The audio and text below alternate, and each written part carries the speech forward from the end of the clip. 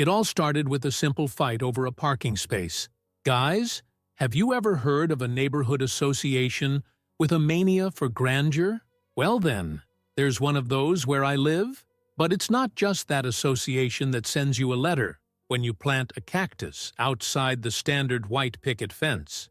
This one has a club, its own security force, and a woman who thinks she's a field general. Seriously, her name?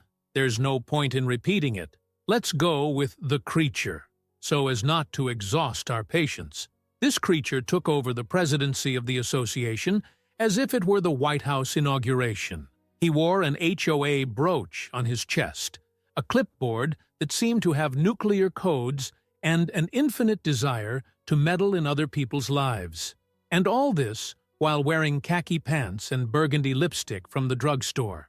It all started because my wife, who's not one to mince her words, began to question some strange charges that started appearing out of the blue on the monthly sheet, like a charge of $98 for invisible maintenance of the west fence. The west fence wasn't even a fence, it was a line of dry bushes that were only there because no one had the courage to prune them. My wife sent an email. No one replied. She went to the association meeting. The creature pretended not to hear, so she did what any sane person would do. She sent a collective email to all the neighbors with prints, receipts, and the wonderful, colorful spreadsheet she makes a point of keeping. Think of an organized woman. Now think of that same woman with hatred. The spreadsheet came with a highlighter, a pie chart, and a tab labeled HOA Scam Evidence. The email went viral faster than a neighborhood rumor. 3 days later, the woman from the association stopped by the house with 2 uniformed guys, wearing those vests with community safety embroidered in gold. She came over with that stupid little smile like, "Hi, what's up? I've come to ruin your life with politeness." I thought it was a joke. I even laughed. Like, "Cookie, good afternoon, ma'am. Do you need anything?" But what she wanted was to arrest my wife. Yes, PRENDER. According to the woman, my wife had violated the code of conduct by inciting digital unrest against the current HOA administration. Then, based on this fake accusation worthy of a Mexican soap opera, she declared that my wife should be temporarily detained for clarification. And didn't the 2 troglodytes from security actually try to take my wife? At that point, I froze, because it seemed so absurd, but at the same time, so real. The woman was already having her arm pulled. The guys were saying that it was just protocol, and the people in the neighborhood were passing by and pretending not to see. Because that's how it is, right? Everyone loves to watch a fight, but no one wants to buy it. My head was spinning, because it was escalating too quickly. It was like that meme. The situation has gotten out of hand, and nobody, absolutely nobody, got involved.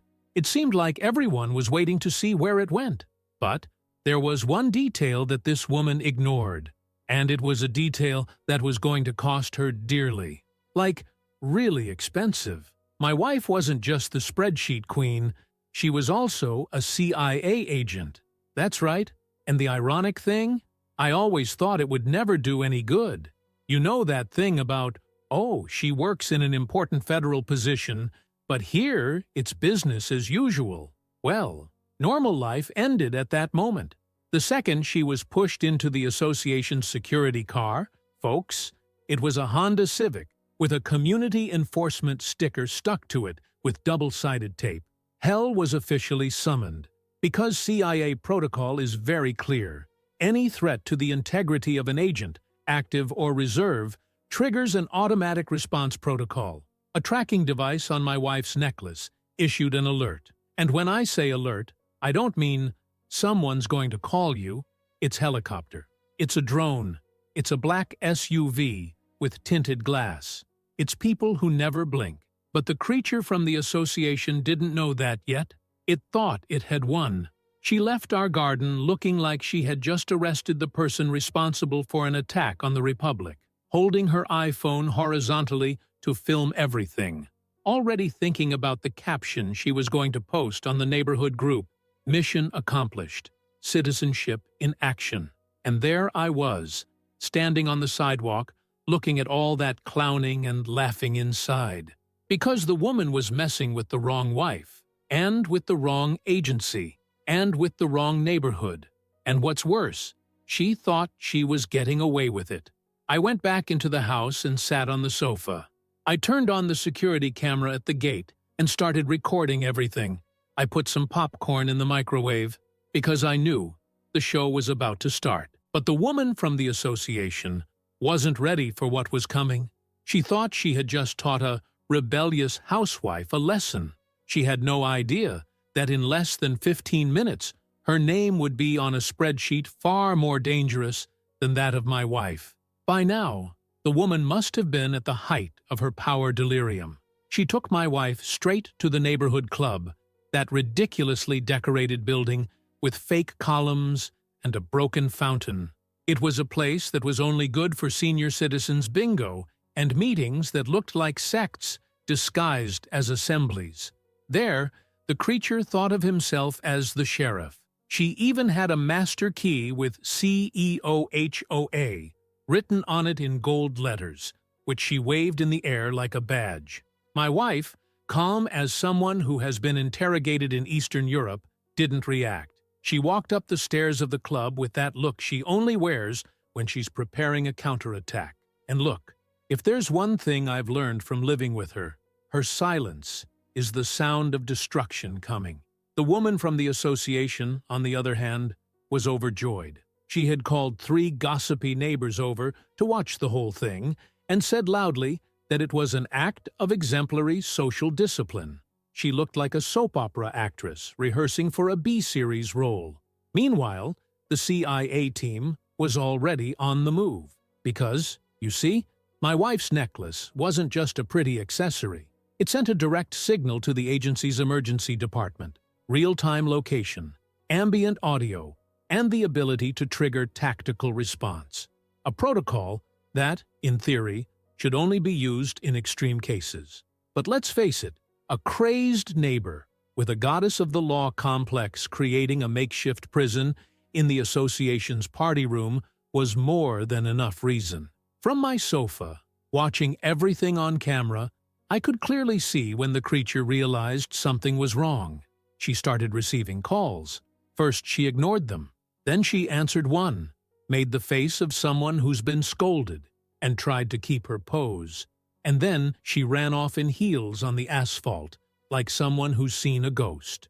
The Civic with the fake siren was still parked outside the club, with the radio playing ambient music as if it were a presidential escort. A pathetic car, by the way, with a sign that read, "Order, Cleanliness, and Justice."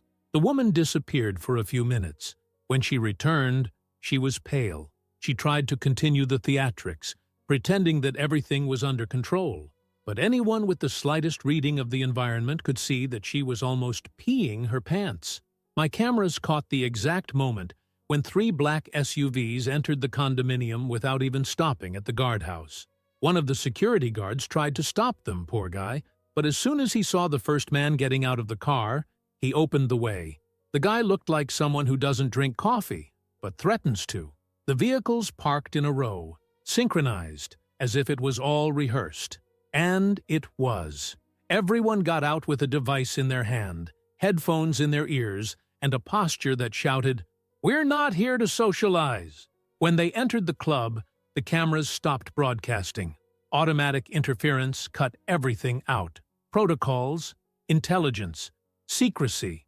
The only thing that continued to work was the audio from the internal reception camera. And what was heard was enough to warm my heart. One of the agents saying in a firm voice, "You are committing a federal kidnapping under false authority. Keep your hands in sight." And after that, just silence. A delicious silence. The neighbors who had previously pretended not to be watching began to crowd around. Everyone was trying to understand why a tactical squad was entering the club. One even tried to film with his cell phone, but it was deactivated on the spot. Because, right? Discretion. The woman, who thought she ran the neighborhood, was now surrounded by people with access to state secrets and was probably trying to remember where she had kept her lucky beige panties. Minutes later, my wife walked out calmly with a glass of water in her hand, as if she had just left a meditation meeting. The agents made way, and one of them even looked at the crowd and said, "Good afternoon. Situation under control." That was the cue for half the neighborhood to run. The gossips hid behind the curtains. And the woman from the association?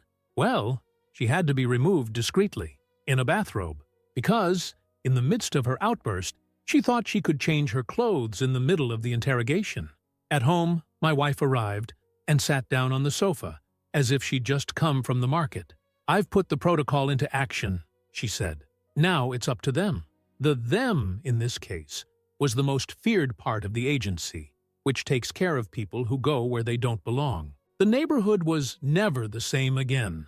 And the woman, well, her name started disappearing from all the association's press releases.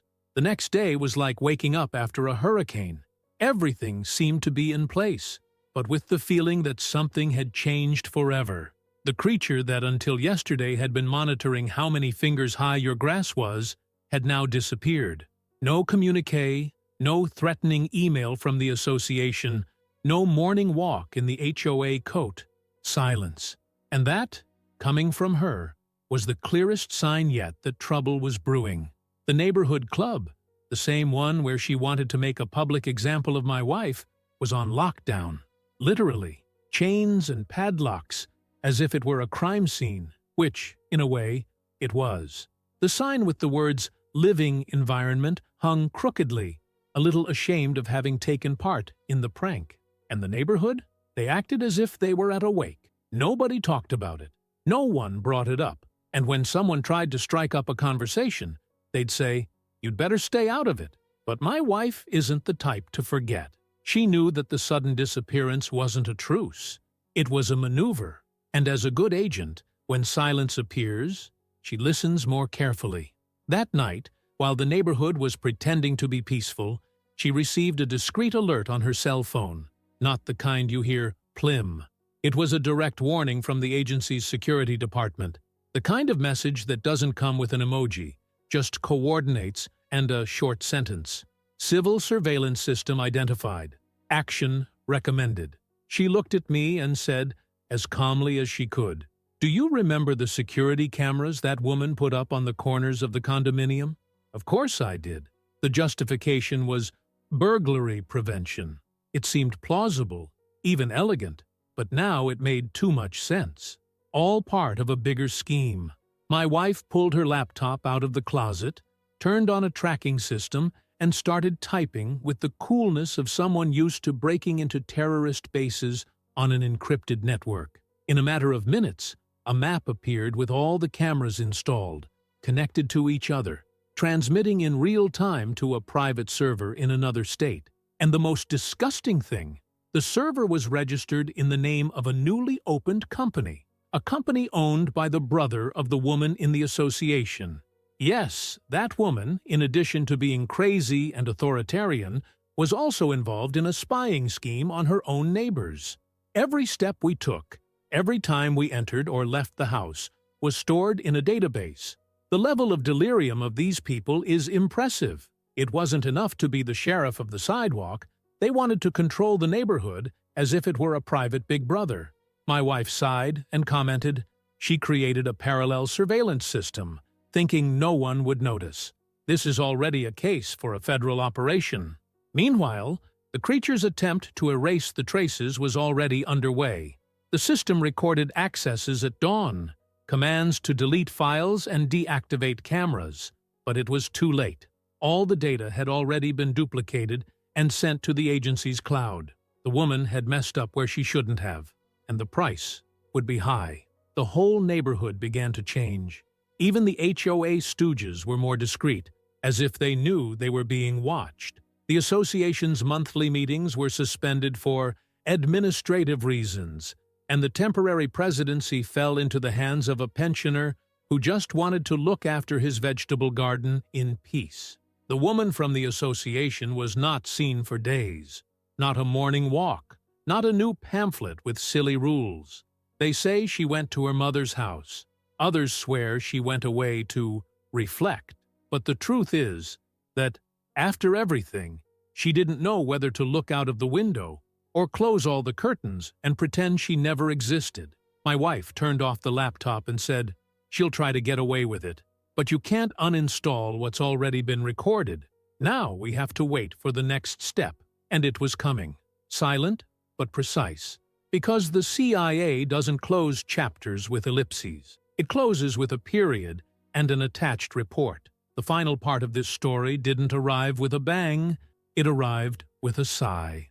A sunny Saturday, clear skies, everyone pretending to be happy watering the plants, washing the car, or taking the dog for a walk. It was like a margarine commercial, only with tension in the air. Because no matter how hard they tried to get on with their lives, everyone knew that the bomb was about to explode. And it did, of course, only in the most elegant way the CIA knows how, with class and zero warning. 3 dark cars pulled up at the entrance to the condominium. No siren, no noise, just presence. Those who understand, understand. The gates opened automatically. No one had to go downstairs. The security guards at the guardhouse looked on, understood, and pretended not to see. The neighbors? They ran indoors as if a tornado had started. And the creature who had spent weeks thinking she was governor of the neighborhood? She was caught in a robe and slippers, sitting on the balcony with a glass of tea and a self-help book on her lap. A scene worthy of a trash movie, the kind of irony that only life can deliver. The agents hurried downstairs.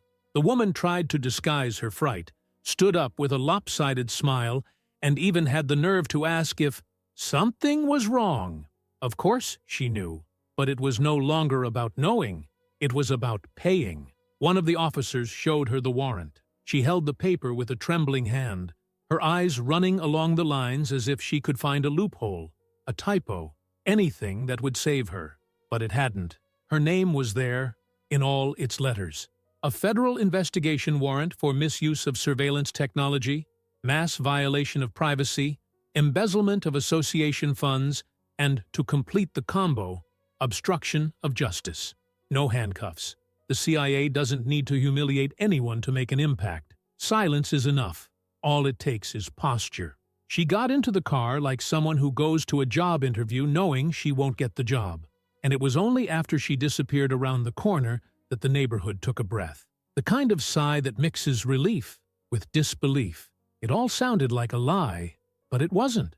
Her house was empty, the shutters closed, the garden abandoned, and the cameras, well, those were removed by the agency's team in a matter of hours. All that remained were the holes in the street lamps and the collective trauma of having been an extra in a suburban spy soap opera. The association, at a loss as to what to do, appointed a new interim president, Mr. Harold, 74, known for sleeping during meetings and taking care of 12 cats. A good man, but with the charisma of a sack of cement, the ideal guy to restore peace. Boring, neutral, and without big dreams of power. The CIA's final reports were not shared with anyone, but my wife received a discreet phone call a few days later. A voice she recognized from past missions said only, "Closed successfully. Good recovery in the field. Avoid contact with the press." She replied with a simple, "Understood," and hung up, as if she'd ordered takeaway. In the neighborhood, conversations gradually resumed. Gossip resurfaced, but now with fear. No one talked about reporting the car parked crookedly or the plant that crossed the line on the sidewalk. Freedom has returned, but with limits. Everyone understood that sometimes what looks like a wife with a spreadsheet can be the silent nightmare of someone who goes where they don't belong. My wife went back to tending the garden as if nothing had happened. Her sunflowers bloomed more beautifully than ever, as if even nature had appreciated the cleanup that had taken place there, and the old HOA sign, the one that said coexistence and order, was discreetly removed by an employee who didn't even take a photo, because now coexistence was synonymous with respect, and order, well, That part the CIA had already solved. And if you liked this video, don't forget to leave a comment and a like.